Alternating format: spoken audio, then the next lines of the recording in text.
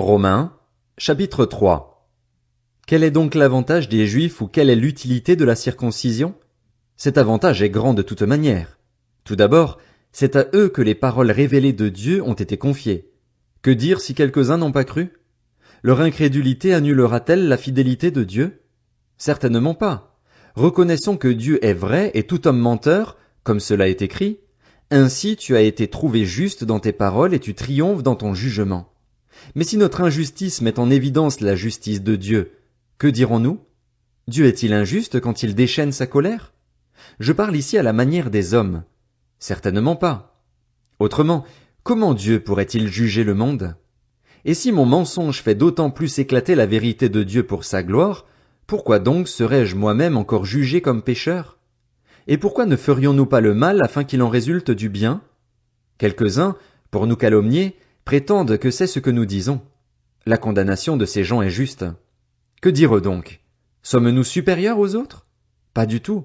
En effet, nous avons déjà prouvé que juifs et non-juifs sont tous sous la domination du péché, comme cela est écrit, il n'y a pas de juste, pas même un seul, aucun n'est intelligent, aucun ne cherche Dieu.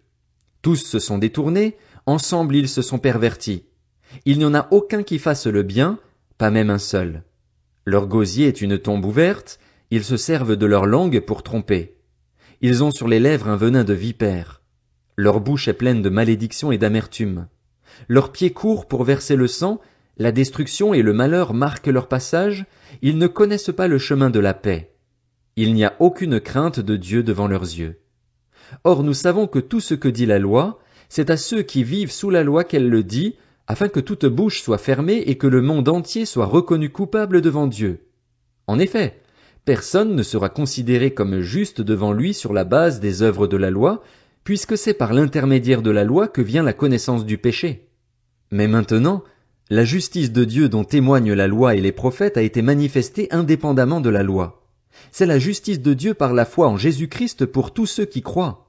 Il n'y a pas de différence. Tous ont péché et sont privés de la gloire de Dieu, et ils sont gratuitement déclarés justes par sa grâce, par le moyen de la libération qui se trouve en Jésus-Christ. C'est lui que Dieu a destiné à être par son sang une victime expiatoire pour ceux qui croiraient. Il démontre ainsi sa justice, puisqu'il avait laissé impunis les péchés commis auparavant, à l'époque de sa patience. Il la démontre dans le temps présent de manière à être juste tout en déclarant juste celui qui a la foi en Jésus. Où est donc la raison de se montrer fier? Elle a été exclue. Par quelle loi? Par celle des œuvres? Non, par la loi de la foi. En effet, nous estimons que l'homme est déclaré juste par la foi, indépendamment des œuvres de la loi. Ou bien Dieu est-il seulement le Dieu des Juifs? N'est-il pas aussi celui des non-Juifs? Oui, il est aussi le Dieu des non-Juifs, puisqu'il y a un seul Dieu, qui déclarera les circoncis justes sur la base de la foi et qui déclarera aussi les incirconcis justes au moyen de la foi. Cela signifie-t-il donc que, par l'intermédiaire de la foi, nous annulions la loi? Certainement pas. Au contraire, nous confirmons la loi. Romains, chapitre 4. Que dirons-nous donc d'Abraham, notre ancêtre? Qu'a-t-il obtenu par ses propres efforts? Si Abraham a été considéré comme juste sur la base de ses œuvres, il a de quoi se montrer fier, mais non devant Dieu. En effet, que dit l'Écriture? Abraham a eu confiance en Dieu et cela lui a été compté comme justice. Or, si quelqu'un accomplit quelque chose, le salaire est porté à son compte non comme une grâce, mais comme un dû. Par contre, si quelqu'un ne fait rien mais croit en celui qui déclare juste l'impie, sa foi lui est comptée comme justice. De même, David exprime le bonheur de l'homme à qui Dieu attribue la justice sans les œuvres. Heureux ceux dont les fautes sont pardonnées et dont les péchés sont couverts, heureux l'homme à qui le Seigneur ne tient pas compte de son péché. Ce bonheur n'est-il que pour les circoncis, ou bien est-il également pour les incirconcis? En effet, nous disons que la foi d'Abraham lui a été comptée comme justice. Quand donc a-t-elle été portée à son compte? Était-ce après ou avant sa circoncision? Ce n'était pas après sa circoncision, mais bien alors qu'il était incirconcis. Et il a reçu le signe de la circoncision comme le gage de la justice qu'il avait obtenue par la foi alors qu'il était incirconcis. Il est ainsi le père de tous les incirconcis qui croient, afin que la justice soit aussi portée à leur compte. Il est aussi le Père des circoncis qui ne se contentent pas d'être circoncis, mais qui marchent aussi sur les traces de la foi de notre ancêtre Abraham quand il était encore incirconcis. En effet, ce n'est pas par la loi que la promesse de recevoir le monde en héritage a été faite à Abraham ou à sa descendance, mais c'est par la justice de la foi. Car si l'on devient héritier par la foi est dépourvue de sens et la promesse sans effet. En fait, la loi produit la colère de Dieu, puisque là où il n'y a pas de loi, il n'y a pas non plus de transgression. C'est donc par la foi que l'on devient héritier, pour que ce soit par grâce et que la promesse soit assurée à toute la descendance, non seulement à celle qui dépend de la loi, mais aussi à celle qui a la foi d'Abraham. En effet, Abraham est notre père à tous, comme cela est d'ailleurs écrit, « Je t'ai établi père d'un grand nombre de nations ».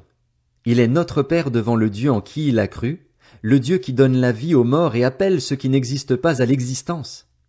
Espérant contre toute espérance, Abraham a cru et est ainsi devenu le père d'un grand nombre de nations, conformément à ce qui lui avait été dit, telle sera ta descendance. Sans faiblir dans la foi, il n'a pas considéré que son corps était déjà usé, puisqu'il avait près de 100 ans, ni que Sarah n'était plus en état d'avoir des enfants. Il n'a pas douté, par incrédulité, de la promesse de Dieu, mais il a été fortifié par la foi et il a rendu gloire à Dieu, car il avait la pleine conviction que ce que Dieu promet, il peut aussi l'accomplir. C'est pourquoi cela lui a été compté comme justice. Or ce n'est pas pour lui seulement qu'il est écrit que la foi a été portée à son compte, mais c'est aussi pour nous. Elle sera portée à notre compte, puisque nous croyons en celui qui a ressuscité Jésus notre Seigneur, lui qui a été donné à cause de nos fautes et qui est ressuscité à cause de notre justification. Romains, chapitre 5. Ainsi donc, déclarés justes sur la base de la foi, nous avons la paix avec Dieu par l'intermédiaire de notre Seigneur Jésus-Christ. C'est aussi par son intermédiaire que nous avons accès par la foi à cette grâce, dans laquelle nous tenons ferme, et nous plaçons notre fierté dans l'espérance de prendre part à la gloire de Dieu. Bien plus, nous sommes fiers même de nos détresses, sachant que la détresse produit la persévérance la victoire dans l'épreuve, et la victoire dans l'épreuve l'espérance. Or cette espérance ne trompe pas, parce que l'amour de Dieu est déversé dans notre cœur par le Saint-Esprit qui nous a été donné. En effet, alors que nous étions encore sans force, Christ est mort pour des pécheurs au moment fixé. À peine mourrait-on pour un juste. Peut-être accepterait-on de mourir pour quelqu'un de bien. Mais voici comment Dieu prouve son amour envers nous. Alors que nous étions encore des pécheurs, Christ est mort pour nous. Puisque nous sommes maintenant considérés comme justes grâce à son sang, nous serons à bien plus forte raison sauvés par lui de la colère de Dieu. En effet, si nous avons été réconciliés avec Dieu grâce à la mort de son Fils lorsque nous étions ses ennemis, nous serons à bien plus forte raison sauvés par sa vie maintenant que nous sommes réconciliés.